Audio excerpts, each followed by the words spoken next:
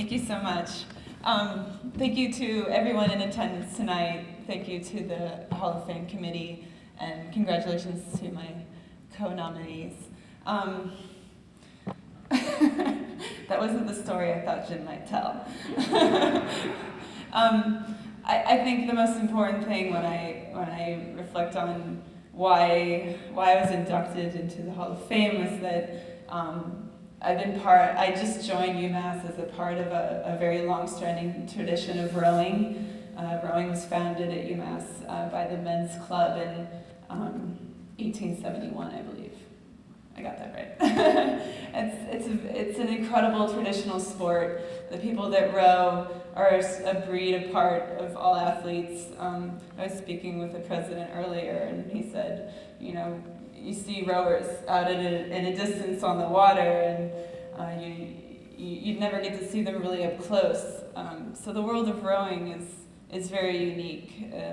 The women that row are incredibly strong and talented and have incredible fortitude. When I came to UMass, I also came sight unseen and met Jim as a rower, and he convinced me to transfer when I was just beginning to row at the international level, and I met a 3-time Olympian, Jim Dietz, and I couldn't say no to that. When I got here, it was incredibly cold. The winters were incredibly long, but I met a group of women that were extraordinarily talented, and I was honored then to be a part of that team.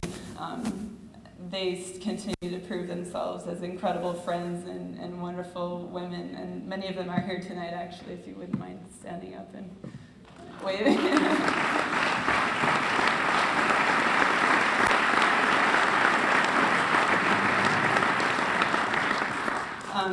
I guess my point is I'm just one of many who have gone before me and continue to come through the program of UMass rowing and achieve incredible things that, not just in collegiate rowing, but on the national and international level. I think specific to myself, the thing that I'll never forget is Jim's leadership and belief in me. And I think that UMass is incredibly lucky to have a coach like him who's been here for going on 17 years. Am I right?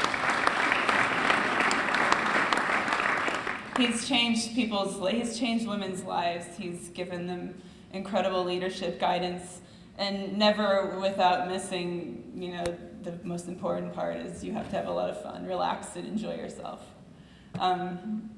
Jim came to me and recruited me during the summer of '95. Shortly after that, after he came to me and said, if you come to UMass, I'll give you a scholarship and you can row for us and we'll win national championship and everything will be perfect. I said, yes, of course. I went to a regatta in New York, national championship, and I was in a really terrible accident.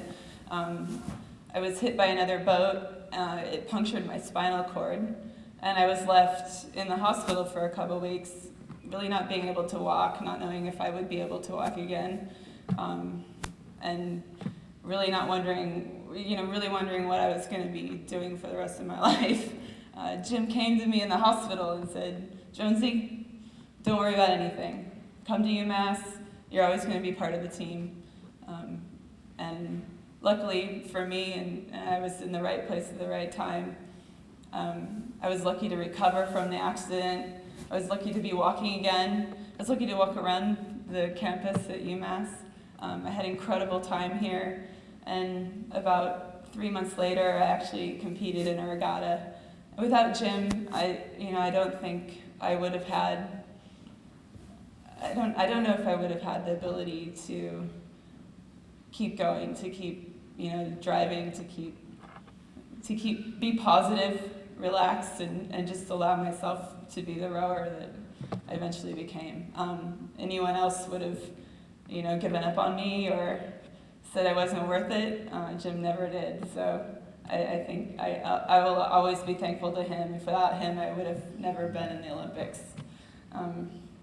So thank you very much, Jim. It's an incredible honor to be one of your athletes.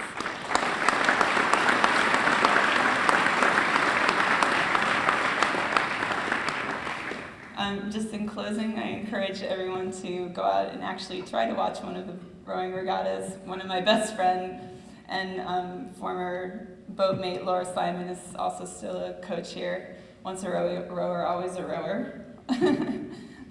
They still have an incredible team here. And once you get up close and you meet the women of UMass rowing, I know you'll be impressed. Thank you all very much.